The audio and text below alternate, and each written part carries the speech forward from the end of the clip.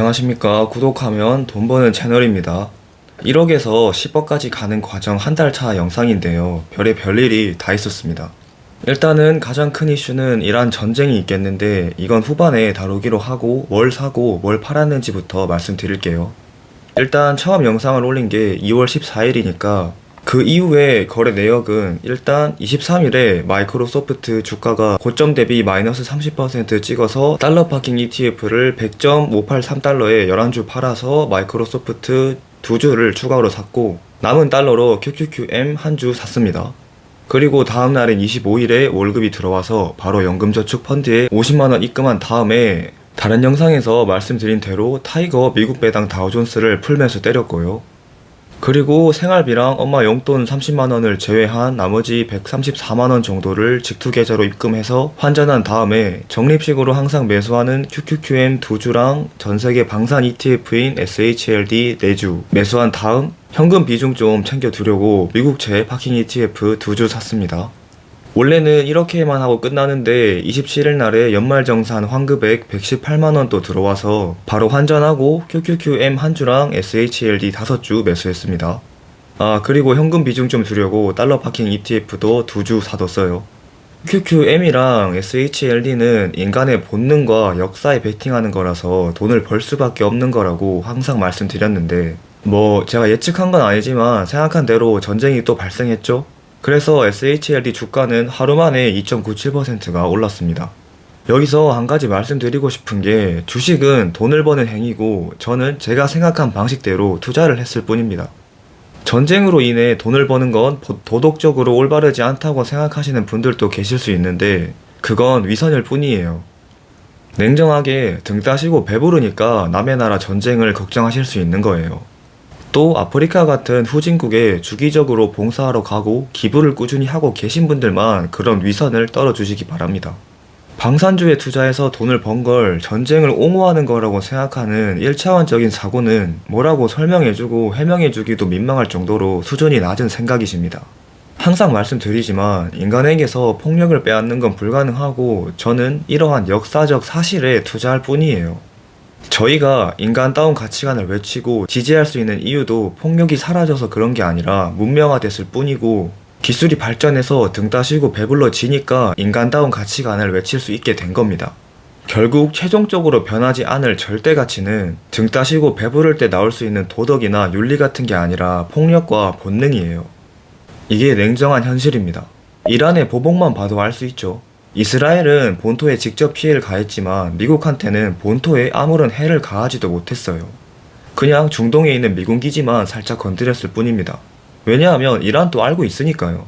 미국 본토를 건들면 내가 어떻게 될지 너무나 잘 아니까 건들지 못하는 겁니다.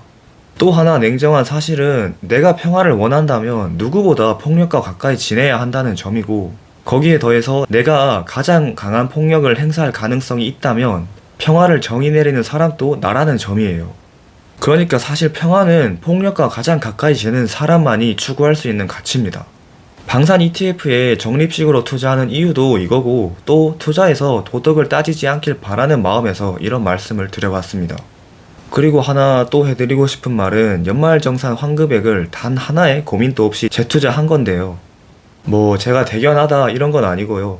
제가 올린 자본주의 구조와 원리에 대한 영상을 보신 분들은 아마 다 저처럼 이렇게 할 것이라 믿어요.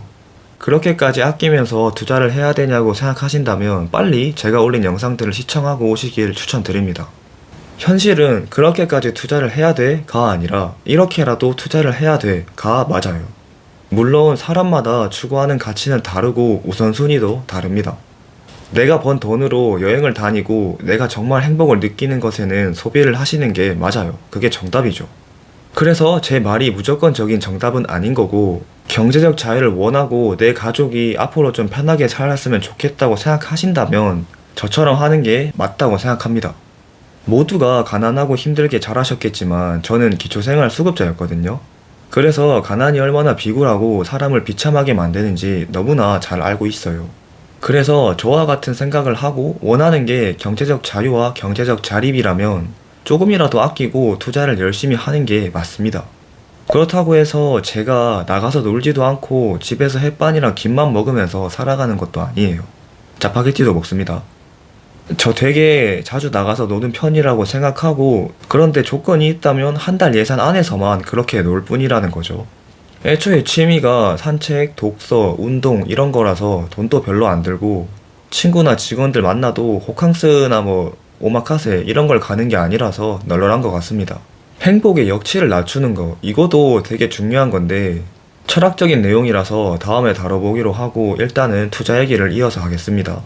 마이크로소프트 주가가 시원하게 떨어지는데도 추가 매수한 이유는 제가 보기에 시장이 지금 비이성적인 것 같아서 그냥 매수한 겁니다. 소프트웨어 기업들 주가가 심하게 빠지는 이유가 AI가 발전하면 얘네가 쓸모없어지니까 그런 거잖아요. 근데 마이크로소프트나 빅테크 기업들이 AI에 많이 투자한다는 이유로 주가가 빠지고 있어요. 이거 이상하지 않나요? 어차피 AI에 대체될 거라서 주가가 빠지는 거면 역으로 AI에 투자하겠다고 말하면 주가가 올라야 정상이잖아요. 그냥 이유를 막 갖다 붙이면서 주가가 폭락하고 있는 거라고 생각합니다. 뭐 항상 시장은 비이성적이었으니까 놀랍지도 않고요. 그리고 또 항상 제가 말씀드리는 것 중에 하나인 대중과 반대로 투자하면 돈을 번다, 이걸 실천하고 있는 거라고 생각하시면 될 것 같아요. 아마 시간이 지나면 지금 사둔 걸 정말 잘했다고 생각할 것 같습니다. 아직까지 마이크로소프트가 제공하는 서비스를 모두가 사용하고 있고 당장 대체될 것도 아니기 때문이에요. 아무래도 이번에 가장 큰 이슈는 이란 전쟁일 텐데, 전쟁만 일어나면 주식시장은 변동성이 엄청 심해지죠. 불확실성이 엄청 커지니까 일단은 현금을 확보해 두려는 사람들의 심리 때문에 그런 겁니다. 저번 영상에서도 말씀드린 건데, 항상 이렇게 변동성이 심해질 때 주식을 매도하는 사람이 있으면 매수하는 사람도 있죠. 그래서 거래가 체결이 되는 거고 주가는 움직이고요. 이때 항상 등장하는 매수자가 어떤 사람들인지 알고 싶다면 제가 이전에 올린 영상을 보시면 알 수 있습니다. 그리고 이 사람들이 정말 투자를 잘하고 이성적으로 행동하고 있는 거라는 이유도 알게 되실 겁니다. 이번에 이러한 전쟁으로 알 수 있는 점 다른 하나는 역시나 미래는 아무도 모른다는 점이에요. 투자자 중에서 이번 전쟁을 예측한 사람이 단 한 명이라도 있었을까요? 전쟁과 직접적으로 연관된 사람을 제외하고는 그 누구도 몰랐을 겁니다. 아무도 모르는 예측 불가능한 상황은 언제든 다시 발생할 거예요. 그게 당장 내일이 될지 다음 주가 될지 정말 말 그대로 아무도 모르는 겁니다. 그러니까 제발 예측하지 마시고 장기 투자를 하세요. 폭락했을 때 기회를 잡기 위한 현금 비중도 잊지 마시고요. 그리고 주가를 예측할 수 있다는 사람한테 속지도 말아주세요. 그 사람들한테 관심을 기울이는 사람들이 있으니까 그 사람들이 계속 나타나는 거고, 그런 사람들한테 피해를 받는 사람도 지속적으로 발생하는 겁니다.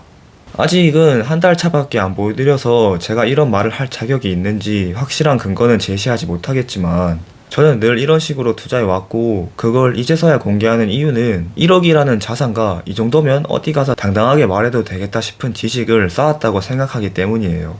제가 쌓은 지식은 뭐 비난할 수 있습니다. 잘 모르는데 까분다고. 근데 1억이라는 자산은 함부로 비난할 수 없다 생각해요. 쌓아본 사람은 아니까요. 얼마나 만드는 게 힘든 건지. 여튼 예측 불가능한 일은 항상 투자시장에서 벌어질 거고, 그렇기 때문에 주가와 변동성은 절대로 예측하면 안 된다는 겁니다. 그냥 받아들여야 하는 요인에 가까운 거라고 생각해요. 피할 수는 없으니까 어떻게 맞아야 덜 아픈지 준비해 둬야 되는 거죠. 그게 저는 피할 수 없음을 인정하는 자세와 현금 비중을 항상 일정 수준 유지해 두는 겁니다. 이거 두 가지만 해도 일단은 덜 아프게 맞을 수 있더라고요. 아 맞다. 그래서 현재의 총 자산과 포트폴리오는 이런 상태예요.